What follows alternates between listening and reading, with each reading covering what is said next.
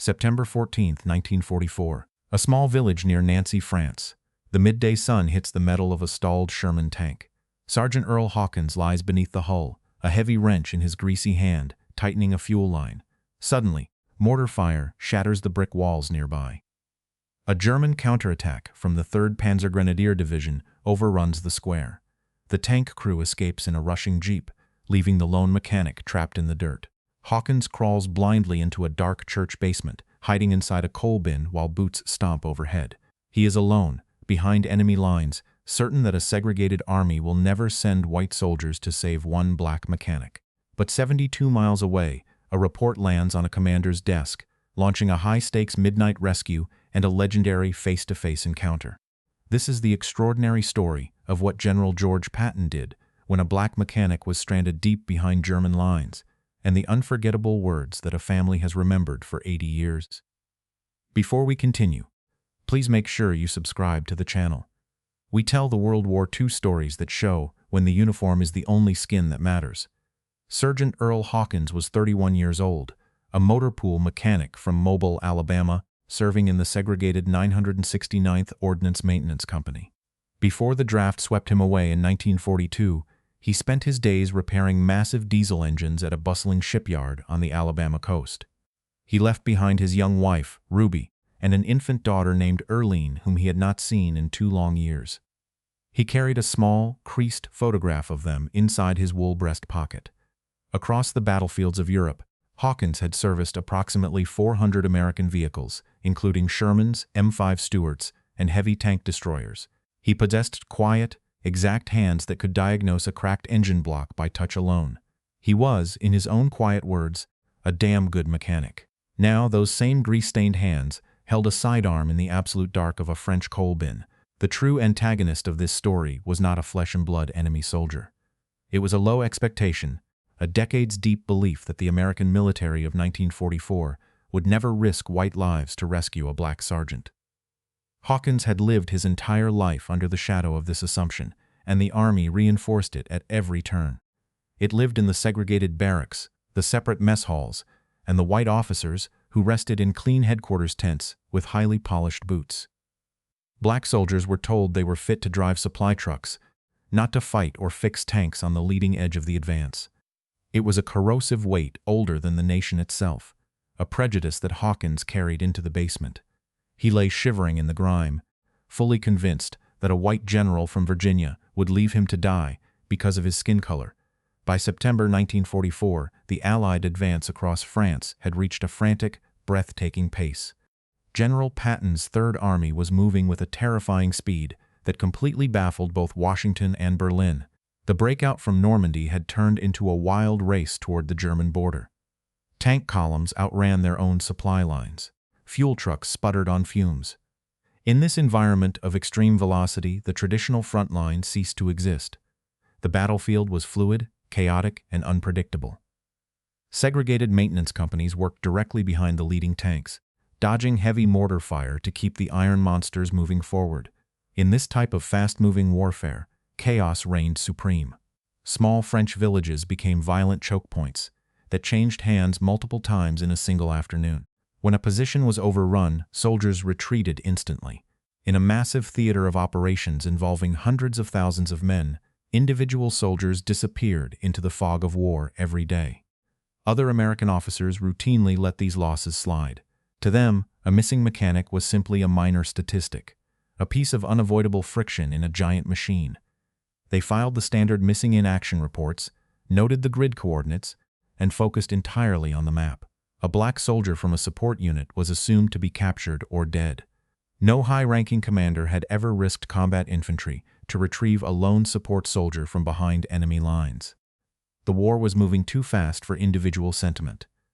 That was the standard protocol across the European theater. But the urgent field report from the 96th 9th Ordnance Maintenance Company bypassed the usual bureaucratic channels and landed directly on the desk of the commanding general. Captain James Mitchell, 34, from Chicago, the commander of the 96th 9th Ordnance Maintenance Company, walked into the forward headquarters tent. He carried the fresh casualty report in his hand. He approached Major Carlton Vance, 42, a staff adjutant from Richmond, Virginia, who sat behind a clean field desk. Vance wore a tailored wool tunic, his brass buttons gleaming in the lamplight. Mitchell laid the paper down. "Major, I have a man trapped in St. Leonard." Mitchell said, "The village was overrun 3 hours ago." "Captain," Vance answered, "Sergeant Hawkins is still there, hiding in the church basement. We are not launching a rescue for one missing soldier. It is not a full assault, sir. It is a small retrieval squad before the Germans dig in. The 4th Armored is currently resetting its lines, and we do not alter armored movement orders for an isolated mechanic. Under field regulations, I am required to request immediate tactical recovery for vital technical personnel. Do not quote technical regulations to me, Mitchell. He is the finest mechanic in the entire 96th 9th, sir. He is a colored soldier in a support unit." Vance said, "He is an American soldier. Major, let us be entirely practical here." "Captain," Vance said, "the Army has millions of men, and we do not risk a squad of white combat infantrymen to pull a Negro mechanic out of a coal bin behind enemy lines. It is bad military math, and it is a total waste of prime combat resources. Your unit is support. Your people are truck drivers and grease monkeys. They are easily replaceable, and their lives do not command the same tactical premium." "I cannot accept that logic, sir," Mitchell said. "You will accept it because I am officially denying your request," Vance answered.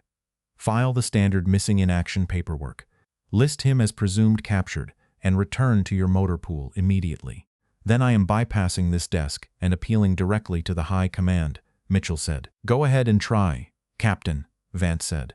"The general has a major war to run." Mitchell grabbed the paper from the desk. He turned on his heel and walked straight past the clerks toward the inner sanctum of the command post. He refused to let the bureaucratic machinery grind his best sergeant into a forgotten casualty statistic. He knew the risks of breaking protocol, but the low expectations of the staff pool sickened him.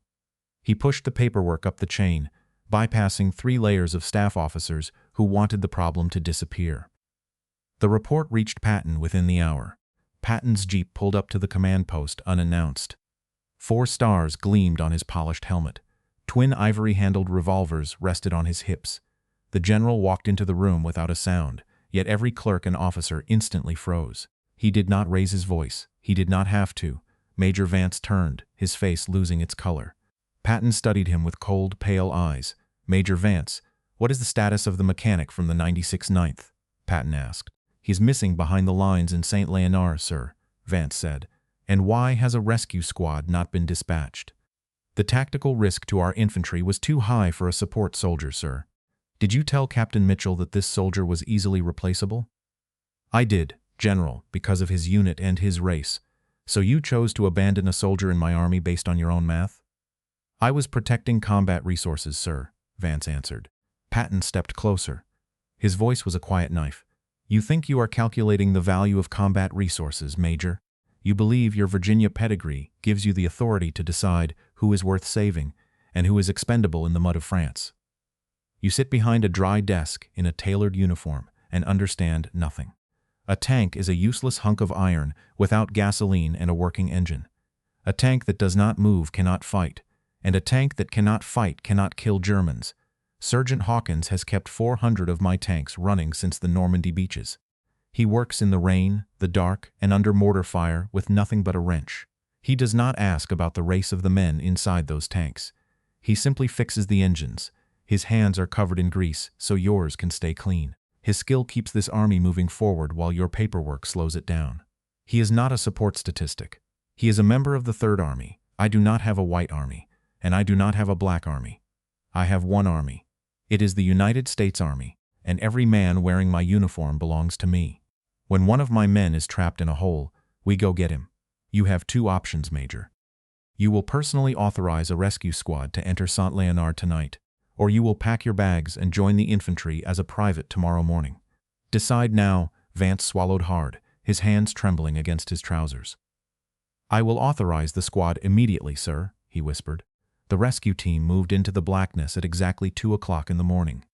6 hand-picked infantrymen crept through a stone culvert beneath the southern road, guided by a map from a French resistance contact.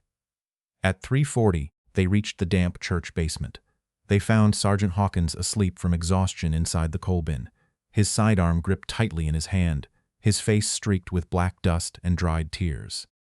Sergeant First Class Daniel Murphy, from Boston, knelt in the dark and placed a hand on his shoulder.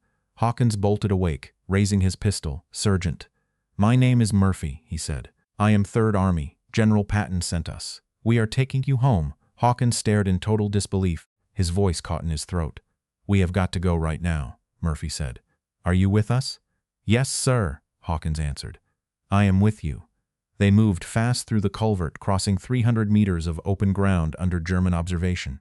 They slipped past an enemy sentry, who looked the other way, down a wet stream bed, and into a wooded gully. By 5 o'clock, they crossed safely into American lines, wrapping Hawkins in a warm blanket with hot coffee. He looked at the 6 white faces of the men who came for him, still unable to believe they had actually come. Earl Hawkins returned home to Mobile, Alabama, in October 1945. He picked up his 4-year-old daughter, Earlene, who did not remember him, and sat her on his lap.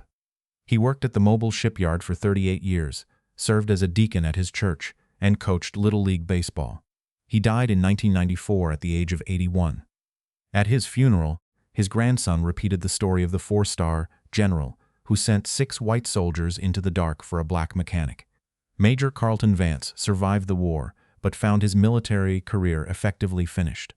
He was quietly reassigned to a dull logistics post in the United States before being discharged in 1946. He spent the rest of his life in Richmond, working as a bank administrator, harboring a bitter resentment toward the changing world around him. He died quietly in 1978, never understanding why a 4-star general had risked an entire squad for a man in a coal bin. General George Patton never spoke about the rescue mission publicly.